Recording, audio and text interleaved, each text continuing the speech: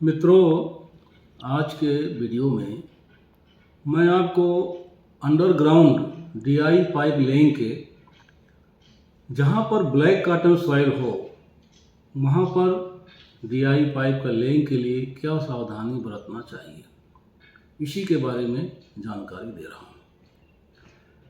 पहली बात तो जो IS 12288 है, इस IS कोड में ब्लैक कॉटन सॉइल यदि कहीं है तो वहाँ पर डीआई पाइप के लेइंग के लिए कुछ विशेष जानकारी नहीं दी गई है।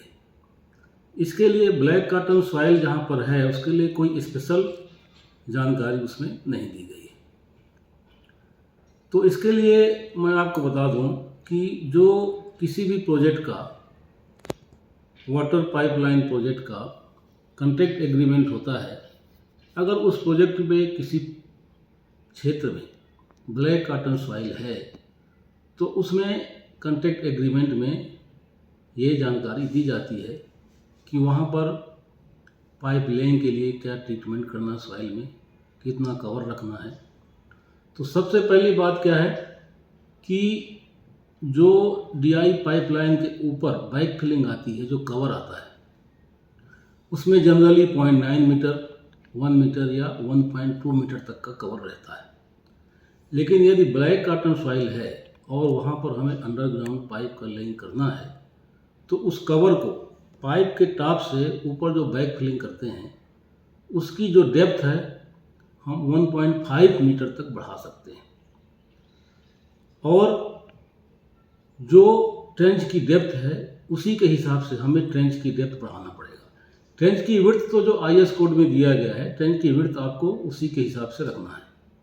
पाइप का डाया प्लस 400 कितना होगा? पाइप का डाया प्लस 400 ट्रेंच की विड्थ हो जाएगी, और डेप्थ जो है पाइप का डाया प्लस 1.5 मीटर प्लस नीचे बेडिंग के लिए 200 प्लस 150 यानी 350 mm नीचे बेडिंग के लिए हमें एक्सकेवेशन करना पड़ेगा।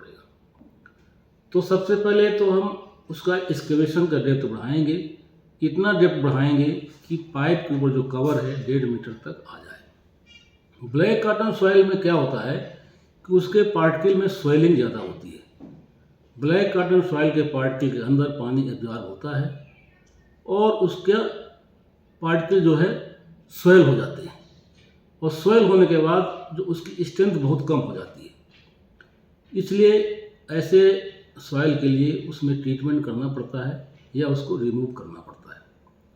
तो सबसे पहले हम क्या करेंगे, एक्सकेवेशन करने के बाद पाइप का जो बॉटम है, जो ट्रेंच का पाइप का बॉटम है, जो ट्रेंच का बॉटम है, उसमें हम 200 mm, लगभग 200 mm की मोरम की बेडिंग करेंगे। मोरम क्या रहता है? एक तरह का ग्रेवली मटेरियल होता है, नेचुरल मटेरियल होता है, और उसकी हम बेडिंग करेंगे। उसमें हल्का वाटरिंग करके और मैनुअली कंपैक्शन उसमें कर देंगे। इसके बाद उसके ऊपर 150 mm की एक ऐसी सॉइल की लेयर डालेंगे जो सुटेबल सॉइल हो, कंस्ट्रक्शन के लिए सुटेबल हो, जिसका फ्री स्वेलिंग इंडेक्स 50% से कम हो, 10% हो, 12% हो, 15% हो, या 0% भी स्वेलिंग हो सकती है। 0% जिस जो है सॉइल में स्वेलिंग होती है उसको नॉन प्लास्टिक सॉइल भी हम कह सकते हैं। तो जो सॉइल कंस्ट्रक्शन के लिए सुटेबल है, ब्लैक कॉटन सॉइल नहीं है, 150 mm का मुरम के ऊपर 200 mm का मुरम, उसके ऊपर 150 mm का सुटेबल सॉइल की लेइंग करेंगे। उसके ऊपर वाटरिंग करके मैनुअली कंपैक्शन करेंगे। इसके बाद उसमें हम पाइप का ले कर देंगे। जहाँ पर रेसिडेंशियल एरिया है, कोई विलेज है, सिटी है, वहाँ पर हम जो सुटेबल सॉइल 150 mm डाल रहे हैं उसकी जगह हम 150 mm का कंक्रीट का PCC भी करते हैं, और उसके ऊपर फिर पाइप का लेइंग करते हैं। और पाइप के ऊपर जो बैक फिलिंग करते हैं उसको हम सुटेबल सॉइल से ही बैक फिलिंग करना है। जो ब्लैक कॉटन सॉइल, जो एक्सकेवेटेड मटेरियल है, उससे बैक फिलिंग नहीं करना चाहिए। सुटेबल सॉइल जो कंस्ट्रक्शन के लिए, जिसका फ्री सॉइल इंडेक्स ज़्यादा नहीं होता है, उससे हम बैक फिलिंग करेंगे 1.5 मीटर तक, पाइप के टॉप से 1.5 मीटर तक, जैसा कि IS 12288 में बैक फिलिंग के लिए प्रोसीजर बताया गया है। 3 जोन में उसमें सॉइल का फिलिंग करते हैं, उसी तरह हम बैक फिलिंग करेंगे, उसको कम्पैक्ट करेंगे और इस तरह से हम पाइप का लेइंग कंप्लीट करेंगे।